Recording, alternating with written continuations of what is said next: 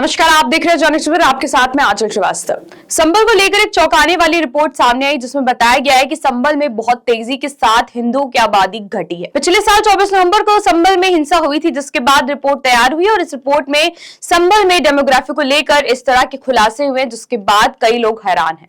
750 पन्नों की रिपोर्ट में संबल की आबादी को लेकर कई बड़े खुलासे किए गए। पश्चिमी उत्तर प्रदेश का संबल जिला काफी संवेदनशील बन चुका है। कई बार सांप्रदायिक हिंसा की खबरें भी सामने आ चुकी है, इसीलिए संबल पर आई जांच रिपोर्ट काफी मायने रखती है। रिपोर्ट में दावा किया गया है कि बीते 78 सालों में हिंदुओं की आबादी करीब 30% तक घटी है। जांच कमेटी में इस तरह के खुलासे के बाद कई सारे सवाल उठ रहे हैं कि आखिर ऐसी क्या वजह रही है कि संबल से इतनी बड़ी संख्या में हिंदू आबादी को पलायन करना पड़ा। संबल में पिछले साल 24 नवंबर को हिंसा पर तैयार करीब 450 पन्नों की विस्तृत रिपोर्ट मुख्यमंत्री योगी आदित्यनाथ को सौंपी गई है। 3 सदस्यीय समिति ने संबल में हुई हिंसा को लेकर ये रिपोर्ट तैयार की है, जिससे सीएम योगी को सौंपा गया है। रिपोर्ट में कहा गया है कि संबल नगर पालिका क्षेत्र में 1947 में 45% हिंदू आबादी थी, जो अब 2025 में महज 15% रह गई, यानी 30% हिंदू जनसंख्या पिछले 78 सालों में घटी है।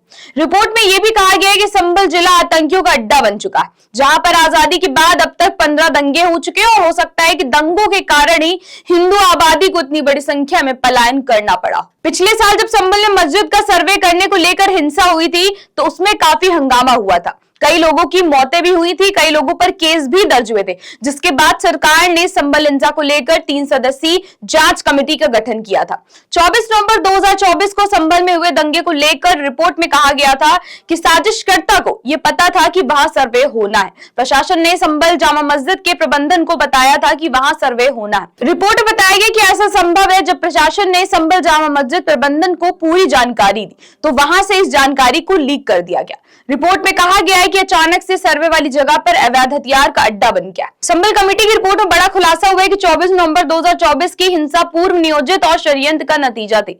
नमाजियों को उकसाने के लिए सांसद जियाउर रहमान बर्क ने कहा था कि हम इस देश के मालिक हैं। ऐसी आशंका जताई जा रही थी कि सांसद जियाउर रहमान बर्क के भाषण के बाद से ही इंतजामिया कमेटी के पदाधिकारी मुख्य भूमिका में आए थे। आरोप है कि संबल जामा मस्जिद की इंतजामिया कमेटी ने मिलकर साजिश रची थी। 22 नवंबर 2024 को नमाजियों को संबोधित करते हुए सांसद जियाउर रहमान बर्क ने भड़काऊ भाषण भी दिया था।